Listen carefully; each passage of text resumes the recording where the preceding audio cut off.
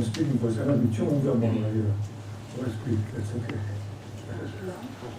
Anyway, it was during the last election that I told you the story about, whenever I turned the radio on, I count to see how long it's going to be before I hear the name of Donald Trump. Sometimes 10 seconds, sometimes 20 seconds. Well, that's subsided now. You know, you don't hear it as much, but you do hear it a lot. You always hear the names of all these politicians. It's important that we know exactly what they're doing all the time. Because this world's a mess. If anything's going to change it and make it good, it's going to be these politicians. So we need to know exactly what our governing leaders are doing. I saw an interesting article. I did not read the article. It was about Queen Elizabeth. It said that Queen Elizabeth actually has a sense of humor. We need to know these things about our politicians, because if this world's going to change, it's going to be the politicians. We also need to know what's going on with the financial giants in our world. We need their money. If the world's going to change, the world's going to be a good place. We're going to need these financial giants. I read an article about Jeff Bezos. He's worth about $150 billion. $150 billion. I guess Bill Gates is second with 95. Bill Gates is a pauper. Bill Gates is going to get 95 million. So we need to know what's going on with these people. We also need to know what's going on with the people in the entertainment industry. So the entertainment industry that really changes and shapes our culture. So we need to know who's dating who, who's getting screwed by what spouse. And what with these people, we need to know what's going on with these people. These are the movers and shakers of the world. That's the living word for leaders. And God does something different. God is the one that's going to change this world. God is the one that's going to make it a great place. You know, He's not going to use the politicians, He's not going to use the trade people, He's not going to use the people to resolve. He's going to use the common man, the simple people. And then demonstrate that from the book of Judges. And we've been studying the book of Judges, not a lot, but we've been studying a little bit. If you remember, Joshua brought the people of Israel into the promised land through the Jordan River. The Jordan River dried up, just like the Dead Sea, when the people of Israel passed through the Dead Sea. So He dried up the Jordan River, brought the people into Israel, and they prospered. They drove out the Canaanites, just as God had told them to do. For all the years that Joshua lived, the country of Israel prospered. When he died at the age of 110, the country was prospering. But after he died at the age of 110, something dramatically changed. So if you got your Bibles, let's find out what changed and what happened. So if you got your Bibles, look up to Judges chapter 3, verses 12 through 14. And since my voice is so bad, and there's a little loud-mouthed fellow in the no, you got the greatest speaking voice in the world, right? So I'm going to ask Tom to read 3 verses 12 through 14. I'm not sure. I don't have a mic. I don't think everybody will hear me. What do you say, Tom? Judges 3, 12 through 14. And the children of Israel did evil again in the sight of the Lord. And the Lord strengthened Eglon, the king of Moab, against Israel, because they had done evil in the sight of the Lord. And he gathered unto him the children of Ammon and Amalek, and went and smote Israel, and possessed the city of palm trees. So the children of Israel served Eglon, the king of Moab, 18 years. Let's pray. Father, thank you so much for your words, man. Lord, this hope give us encouragement, Lord, that you are going to make this place a better place, Lord. And thank you for that. In Jesus' name. We like to talk politics downstairs once in a while. Just politics. Actually, a lot. I was telling the guys the other week that my favorite president was Calvin Coolidge. I forgot to bring in my article why I like him playing the Vikings. I'll bring it in next week, but I love Calvin Coolidge. My favorite story about Calvin Coolidge is with him. His wife liked to go to church on Sunday. She loved going to church on Sunday. I think she just had to drag Calvin. They call him Silent Calvin. He didn't like to talk about it. He just talked just a little bit. He wasn't really talking to me. But one Sunday she wasn't able to go to church. So she just asked him to go to church alone. And to please his wife, he did it. He even left it be went. When he got home from church, he said, "What did the preacher preach on this morning?" You know, he had to make the talk. So he looked at him and said, "Sin." Well, what did he have to say about sin? You know? I think he was against it. We all sometimes have that lackadaisical attitude towards sin. You know, we sometimes we love God with all our heart and all our soul and all our might. Yet there's times when we fall into sin and just do things that are wrong. We know we're doing wrong, and yet we do it. That's what Paul says in Romans chapter 7. Is that? He says, the things that I want to do, I don't do. The things that I don't want to do, I want to do anyway. And we all struggle with this idea. I want to do good, but why not doing bad? I don't want to do something bad, but why not doing it anyway? We all struggle with it. That's what's going on in this passage right here. Israel is being lackadaisical about sin. We've been told to go out and conquer the Canaanites, get the Canaanites out of the land. So what do? They made friends with the Canaanites. They're buddy with the Canaanites. The text doesn't say it, but they even intermarried with the Canaanites. And they even started worshiping their gods. You know, we talked a little bit about their gods a couple weeks ago. The god of Baal is the sun god. And Asherah is the moon goddess. And so they accept these gods. They even started building statues. They even started worshiping their gods. The whole idea of going into the promised land is to take over the promised land, get the Canaanites out of there, settle the kingdom with just Israel in there, and God serve so they can serve God and God can bless them. That way they become an example to the rest of the world. They become a paradigm of what's going on in the world. That way the whole world will know the God of Israel, to see how God is blessing that nation and what God is doing. That's the whole purpose. But they've lost that purpose. And so God disciplines them. Have you been following this thing with the Russians trying to interfere with our election? Some people are telling us that the Russians are interfering with the election so that the Democrats can get elected. Other people say, no, the Russians are interfering so the Republicans get elected. I don't know which it is, but I do know this. Russia, if they had their way, would have an influence on our government. But that's the way all governments are. That's what the United States, at the CIA, intervening in other countries. We're all trying to work for our own vested interests. That's why I'm one of these guys that doesn't believe that you should never have any ally. You never have an ally because you're your ally 1 minute and the next minute not. Every country will work in their own vested interests. And every country is going to try to take advantage of other countries. They'll make trade deals. They'll use tariffs. They'll undermine, they'll devalue their currency. They'll do whatever they have to do to ensure that they have an advantage. They'll even make treaties like NATO, UN, but they'll make the United States pay for it because they want to pay for it. Everybody's acting in their own interest, and they're acting in order to take advantage of other countries. That's what's happening here. This is here that the Moabites, the Amalekites, and the Ammonites are taking advantage of Israel. See, they've got this massive army that they're more powerful than Israel. They're able to say to Israel, okay, Israel, you will pay a tribute to us. You will pay gold, silver, you will pay some kind of animal produce, but you will pay us because we are stronger than you. And so that's where they are. And so they impose tribute. So Israel has to pay this gold, silver, and produce or something. Well, who are the Moabites? The Moabites are descendants of Moab. Moab was the son of Lot. Remember we talked about Lot and Abraham? Lot is Abraham's nephew.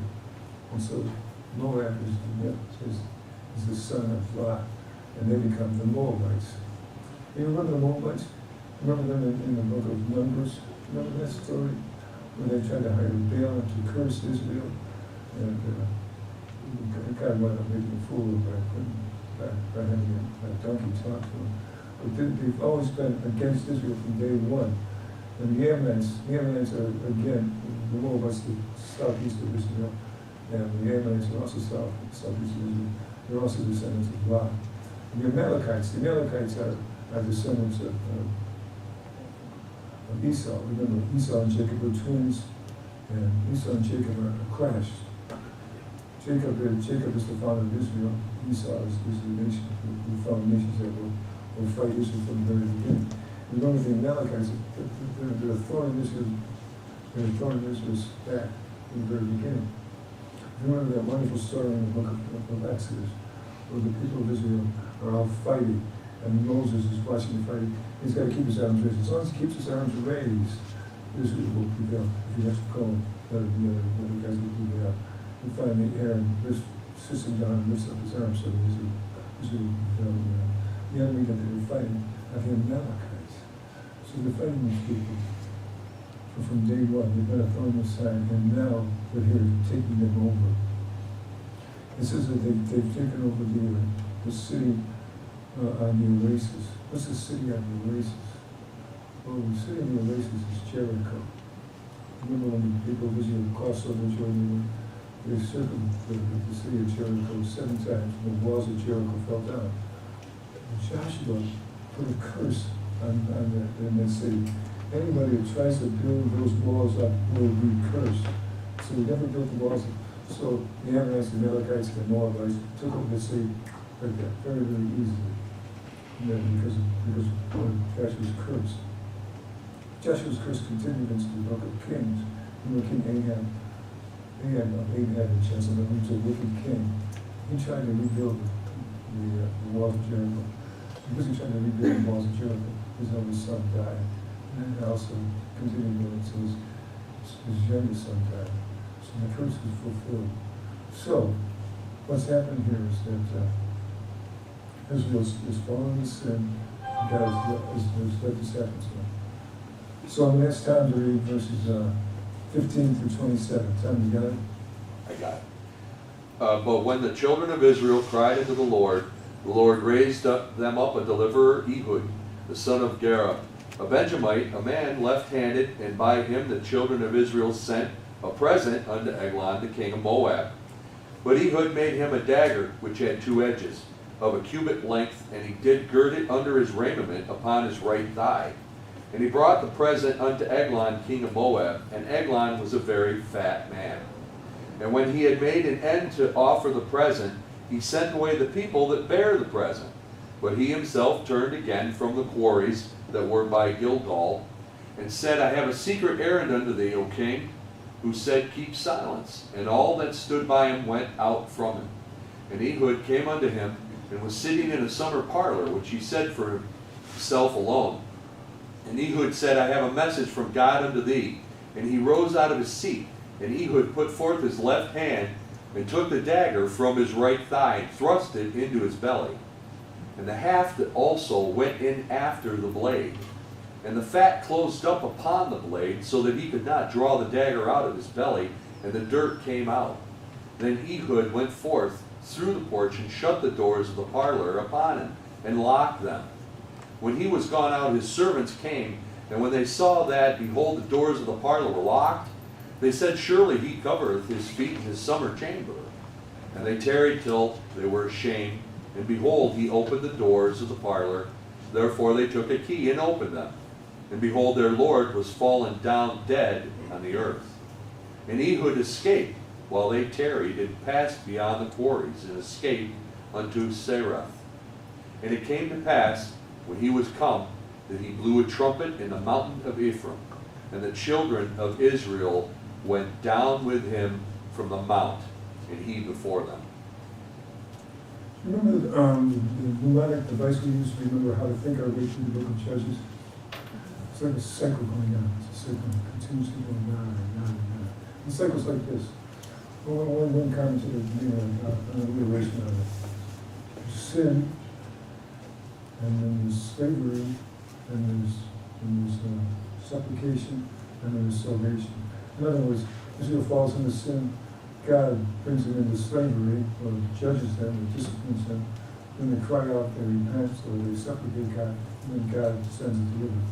This time, they cry out to God, and God sends a deliverer. What I call a superhero. His name is Ehud. The text says that he's left-handed. Now, a better way of understanding this is that he's crippled with his right arm. Because the text literally says his right arm is bound. So for some reason, he can't use his right arm. He has to use his left arm. So, Ehud and a bunch of other Israelites, they come in and they take the tribute to King Eglon. and they bring it to him, and then they read the tribute with him, and they read.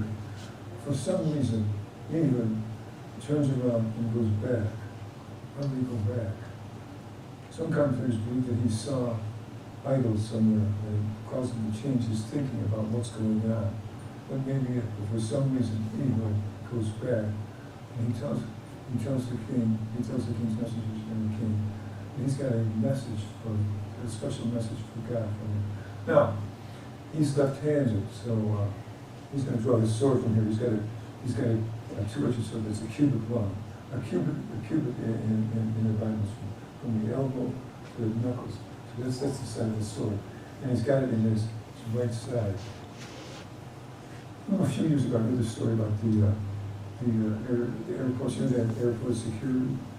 And you go through all this frisking and all this stuff you got to go through to get through the incidents in the plane. Well, they smuggled 20 fake bombs onto the planes, and these people didn't have any clue what was going on. All the security, and they were rats. That's what went on here. They got security. They're looking for a guy who watched the Russian dagger, or they're looking for the guy with the daggers on his left knee. He's got it on his right thigh. So he's able to get by them. So he gets by them. He tells them he's got a special message for the king. The king looks at him and says, wow, I got a special message from God. So he dismisses his servants. And then the text says that it goes up to the summer palace. This is like it's like an apartment on top of his house. It's air, so the air can flow through very easily. It's very comfortable. So they go up there and discuss what the message is from God. So Ahab takes his sword out and thrusts it into Eglon. Eglon is a very heavy man.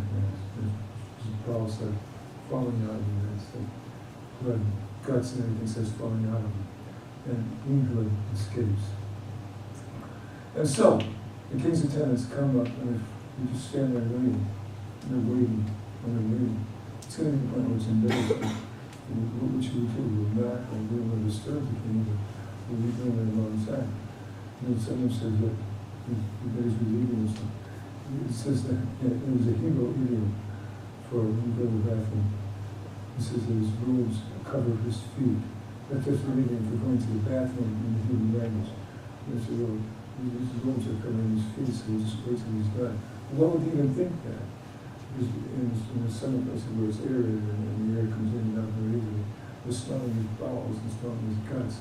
So they must be relieving himself. So they just stand there and wait. And finally they say, well, we've got to do something. So they break down the door and they find King Eglon dead. So, what does God think of this? I remember December 22nd, 1963. I'll never forget that day as long as I live. You guys who were alive, you remember where you were on November 22nd, 1963. Never forget it. Friday, Saturday, and Sunday was just horrible. I was grieving so badly. I remember coming home from school on November 22nd and seeing my dad laying on the couch. Tears running down his eyes because President Kennedy had been assassinated. That man was a conservative Republican. He never voted for a Democrat a day in his life. He was crying against Kennedy was killed. Assassination is horrible. We always think of people that are assassins as weak, evil people.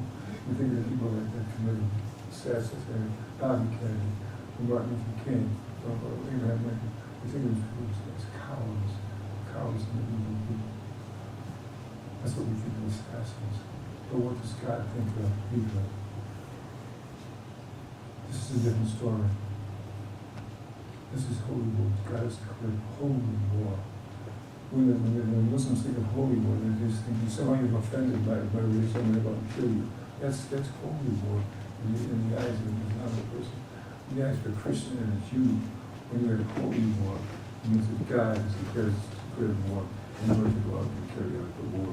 So what Ehud is doing, he's just carrying out what God has commanded him to do, to kill the enemy, to kill the Canaanites. So that's number one. Number two is that God uses people like Ehud. He uses murderers. Remember Moses murdered the Egyptian. Remember David killed Uriah the Hittite. Paul, my understanding of Paul, he killed Christians. So God uses murder, uses people that are tricksters. We see that David is a trickster. He tricked the king. And God uses tricksters. When we get to the story of Samson, see Samson's a trickster too. So God uses these kind of people. The third thing is that the passes of town went. You see what happened, what developed. All of this were united. They killed 10,000 Moabites. This has got to be good. And it was 80 years of freedom, 80 years of living for God. That's the most number of years in Israel of the book of Judges. So, I guess my point is this. Well, how can we apply this? How can we apply this to our lives? Does anybody here know, we have a fall fest coming up the third week in September. It's going to be a fun time. Does anybody here know what the theme of the fall fest is? Does anybody know? Can you know? Superheroes. Oh wow, superheroes. We love superheroes. Somebody said, well, how much I love superheroes. How much I love that. And we all love superheroes. Somebody's got superheroes. So we really find it to be kind of strange campuses, strange outfits, and strange ways to fight it. But they're superheroes. We carry out what we need to do. We know what's good.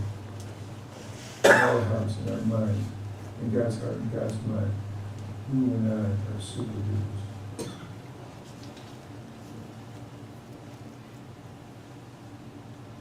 Paul says this in 1 Corinthians. Tom, can you read that for us? But God chose the foolish things of the world to shame the wise. God chose the weak things of the world to shame the strong. 1 Corinthians 1:27. This is my point. God's not going to use the politicians, the famous and powerful politicians. He's not going to use the wealthy elite people. He's not going to use the performers and the shoulders. He uses simple people like you and I to carry out his mission in order to shame the strong. And you and I carry out God's word, and when we share Christ with these people, we just are obedient to the Bible, and we glorify God for it. You are a superhero. He uses common people like you and I. He uses common people like Hebrew, a man that was very reformed, rightly to be reformed now. God will use us. He uses the simple people like you and I, not the powerful politicians. And someday, it's going to be a grand and glorious world, because God's going to carry it all out. He's going to use people like you and I. Let's pray. Father, thank you so much for your word today, Lord. And thank you so much for using people like us, common people who love you, Jerry, who want to just glorify you, Lord. Use us, Lord. Use us mighty for your kingdom, Lord. Change this broken world, Lord. Use us mighty. Pray in the precious name of the Savior. Amen. Next time we come up and do some prayer requests. Prayer requests. God bless you. These are powerful voices.